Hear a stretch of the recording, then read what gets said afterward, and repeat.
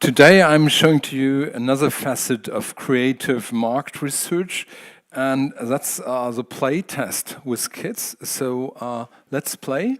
That's what we're doing here. And unfortunately, my colleague Cornelia Krebs couldn't join me today. She is ill and is coughing, and she couldn't speak, and would have been a nightmare. So I broke my nose a week ago, and she's coughing. But I couldn't make it to the stage, and I actually broke my nose when I was playing with my kids. Anyway, let's talk about Cornelia. She is quite a career woman working at RTL. And RTL is famous for kids TV. Super RTL is a market leader, and she is leader of the team which investigates on the effect of advertising and how advertising works with kids. And she had prepared a couple of slides, and I have the honor to present that to you. She always says children are a special consumer group. The kids are different. And you see here a video which they did about how a kid is experiencing the supermarket, and just have the effect of this video impress you a bit. So it's highly impulse-driven. It's the experience of a world as a magical mystery tour, like this Beatles song. So it's around the clock, always action, always happening something. And they use brands as vehicle for psychological growth and development. And they closely connect to mom and pop to get an explanation of the world. But then the best thing is the next yogurt here in this picture. So we know a lot about different development stages, so that every 2 years or so, the inner world of the children totally is remodeled, and they tick differently.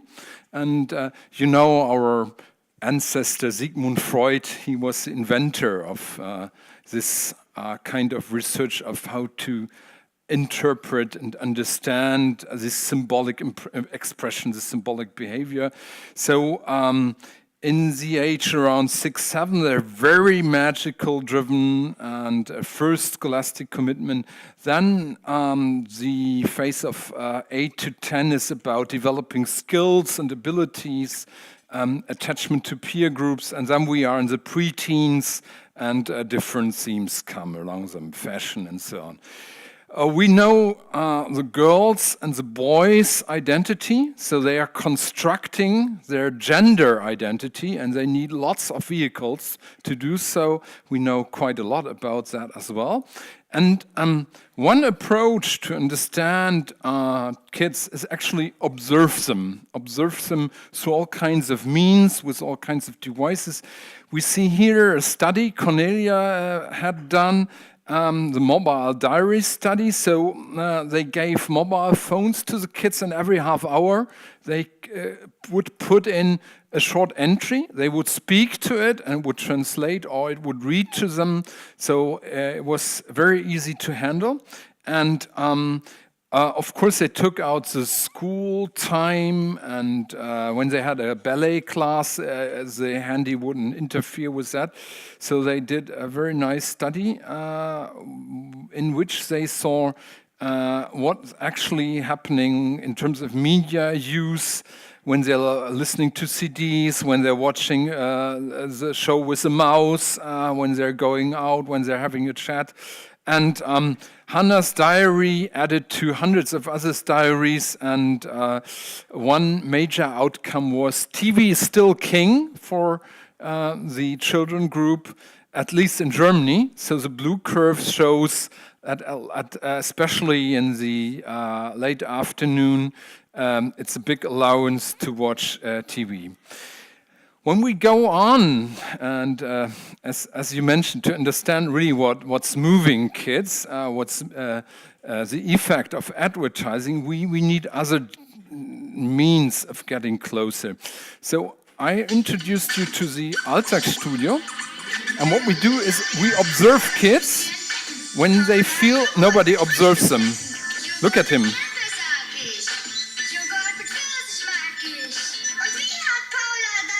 And now the dad is coming into the room. Look how shy he is. So that's observational research. And it's very important to have them watch TV, to distract them, to see how they interact. And I showed to you yesterday the couple of people came to Alltag Studio. It's just 5 minutes away from him. So the first conference I've attended, which was a 5 minutes walk to go to, a very good way because our children feel very much at home. They're very relaxed. It's a very cozy atmosphere. And it's a place where children research works very well. We have a children room also with all the toys, and we watch that. And in this type of research, we could identify lots of key factors, 5 core promises TV advertising makes for kids. So fun and games, individualization. This part was about competence improvement for this kid. So this world of being a rapper, a little boy as rap star, is a huge promise for him. So he tries it out immediately. So that's a first approach to understand the core, what's the psychological effect of advertising. But we can go further with other techniques. So we know storytelling is king, emotionalizing is important, the right use of words, the right use of sounds and songs. But those are rather still a bit superficial rules of creating a good TV ad for kid. So we really have to know more about what's really good as an approach to really get into the world, into the inner world of the children.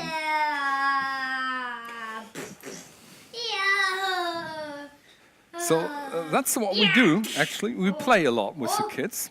And kids as respondents, kids as interview partners, so the official words, they are really a different group. They communicate in a non-adult way. The challenge is kids don't communicate like adults. They are in their fantasy world. They act out lots of things. Lots of things is highly symbolic, what they see, what they mean. They produce comments in seemingly detached ways. They are seemingly distracted. So we say, come on, come to order, now respond my questions. But what they produce, they talk about other things. They go out of the room. They are absolutely non-obedient to instructions. But that's all important for the research process because we have one choice. Our choice is force the kids to communicate in an adult way, but the outcome is often quite poor. So the outcome is like they know that from school. They behave like brave school kids and they tell exactly what they think you will like as an answer, but you don't really understand what their real motivations are about. And the other possibility is leave room for child-appropriate expression. So showing the wild thought patterns of the children, expressing a magical world of symbolism, acting out what drives children and what brands trigger in them. We have three creative techniques, and they all work very nicely together, so it's not using one or the other. The first is drawing and painting. It's very suitable for children just to draw what they've seen, to draw the brand country, to draw the brand advertising. The downside is a little bit that you don't see not much of the interaction between the figures. They explain a little bit about it, but it's not so rich in acting out. We use a lot of modeling clay. Modeling clay is also often used in child psychotherapy, and lots of our moderators are trained psychotherapists.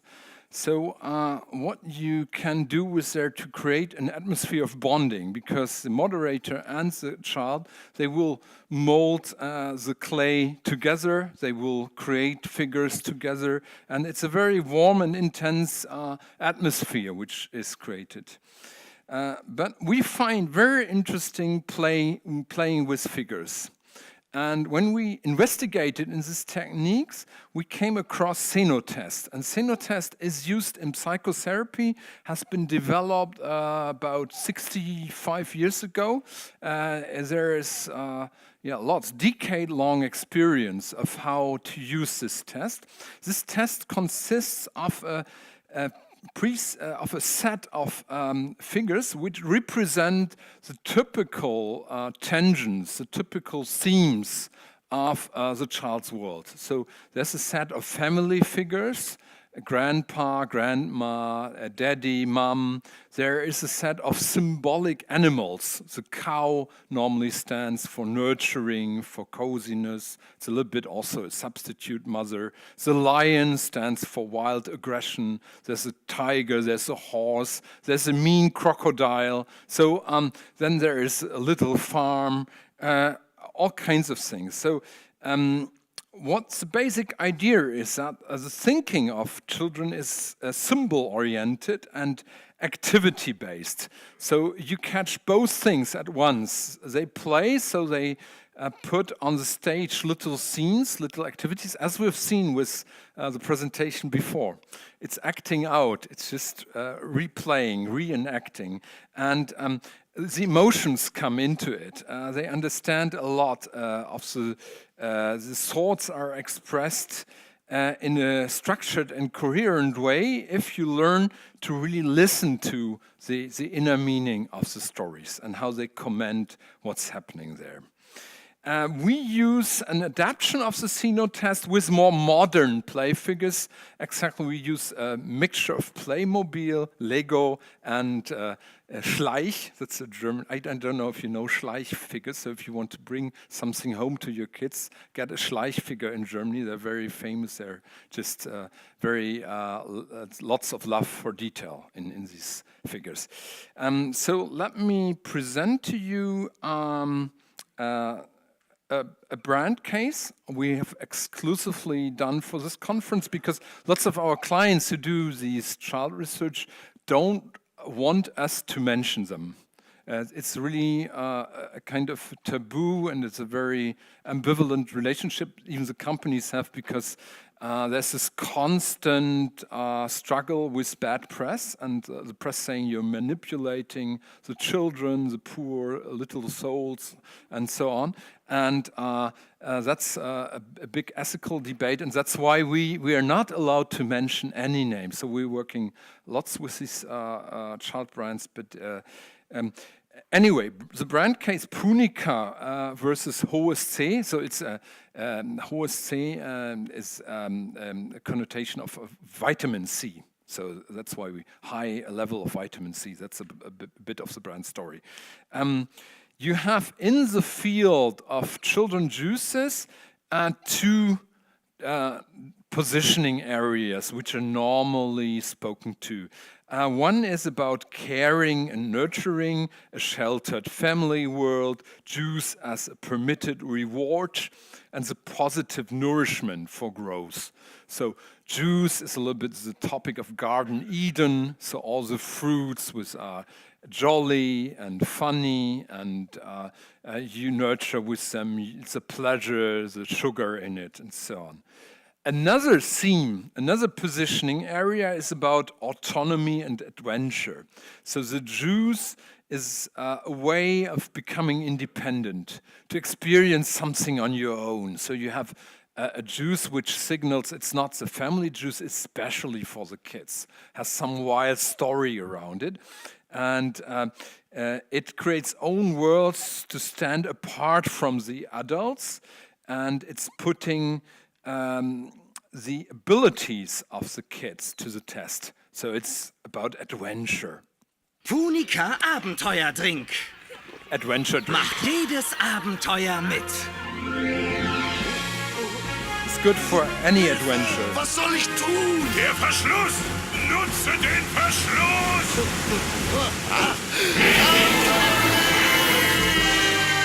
Neu, jetzt mit spannenden Hörspielen. Zum Beispiel von TKKG. Punika Abenteuerdrink.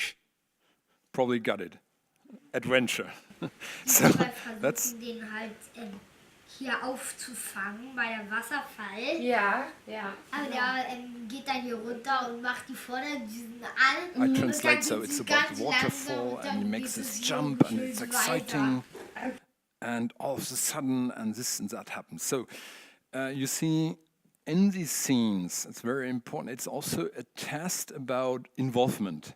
So lame TV ads don't create stories. They're not able to. So the stories are very short. So once in a while we have TV ads, and what they play takes 2 seconds. So we have one animal, and she's bored.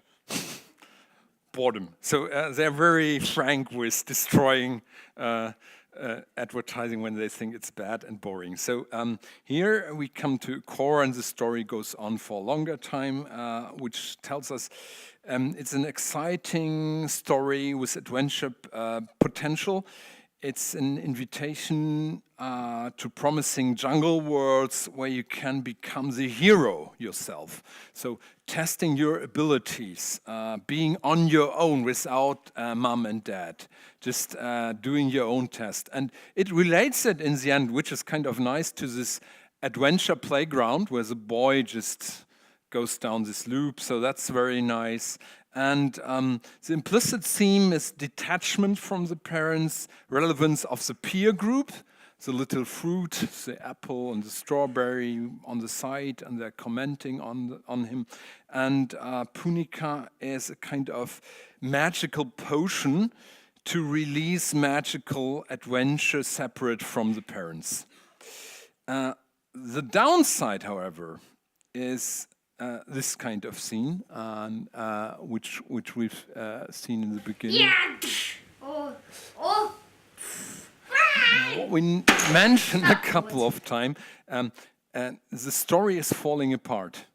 So they destroy the play scene after a while. So symbolical means if you are venturing on something and you have your great adventure, you need an environment which gives you this hold, which gives you support, which helps you to go through it. But what they acted out is that in the end the scene is destroyed. There is no real support. And there is no real hero in this ad. So it's not the bottle, because the bottle is some strange rocket device. The grapes are a very thick and awkward bubble, so they burst. There's no way to identify with it. And what's really bad, the hero is passive. He's just kicked around the waterfall. He doesn't do anything. He needs the help of others, the advice. The others are screaming, do this, do that. So he's a very helpless hero. And this helplessness leads to this impression that this whole world is just falling apart. What he's acting out with, destroying the whole scene. So Punika becomes the dumb hero. The Punika world of adventure does not last. Everything is destroyed.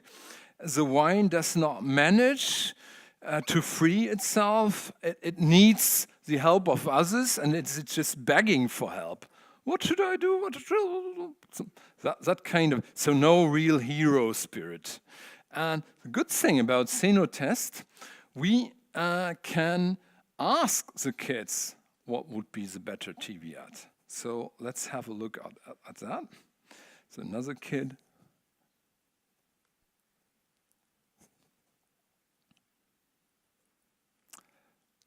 Oh, is something wrong with the sound? Sorry for that. I can explain. She said, the grapes have to go through different stages and fight. The fruits have to fight different animals. So at first you have the cat and they constantly help each other. They are like a team, the apple, the orange, and the strawberry. And at the next station,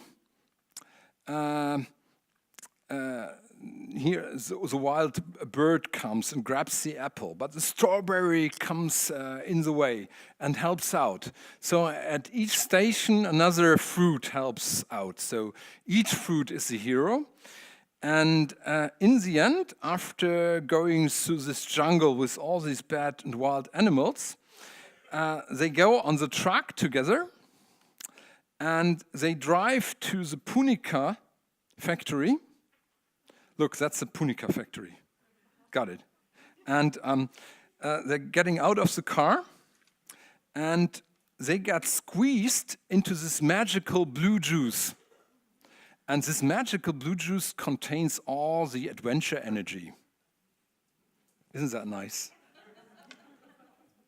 We liked it a lot. So, and that's the way you come to improvement. Let them act. You get out of 10 interviews, you get 5, 4, 6 versions of new approved advertising, and you can check the mechanism. The mechanisms here are about the team approach, so the siblings are helping each other. So another mechanism is making the hero really strong, so you see different ways of improving it. Let's check another advertising. Hohes C. That's a tree house. It's a symbol. Oh nein. Explain a bit later. Big disappointment. So his Jetzt machen wir es doch boy's wieder world piratenschwarz. got destroyed with Hohes a C, milde pink Säfte. sister, Jetzt neu in den painting Sorten everything mildes pink. Frühstück und milde Grapefruit. It's really a Probieren Sie es mal nightmare mit. for boys, having a little sister. It's really a nightmare.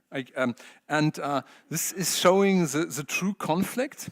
And what we see here is that the spot displays a very intact family world. It's about conflict and reconciliation. Hohes C, in a way, is a big harmonizer for family life. So it brings them together. Of course he's disappointed. Of course he wants to hit the sister, but he won't do so. So they all get in a happy mood and they have a solution for the problem. They will paint the house black again. And Hohes C acts as family cement and as a reward for good behavior. Parents love the spot. The problem is, it's not staging the child's inner reality. So what's happening a lot, let me go through this harmony scene first.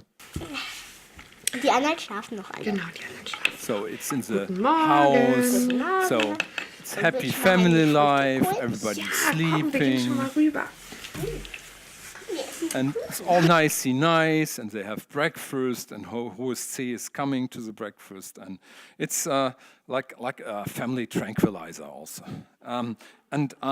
What's now the downside?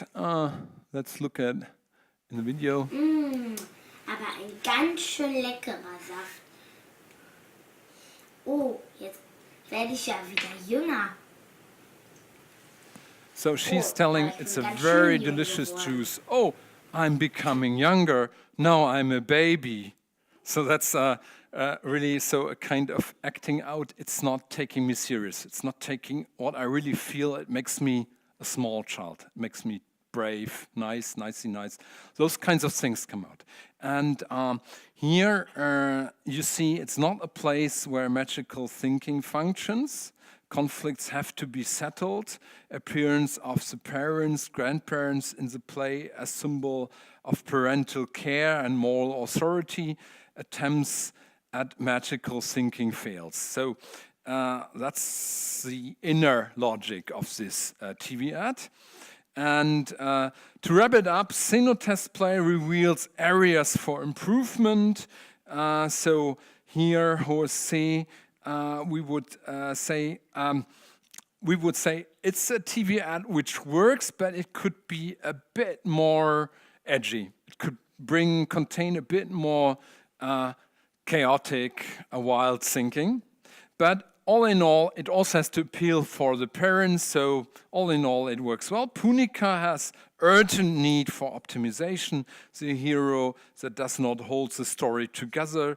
The conflicts with the needs provide a secure environment. It's an insecure environment. So we think we would have to remodel the story.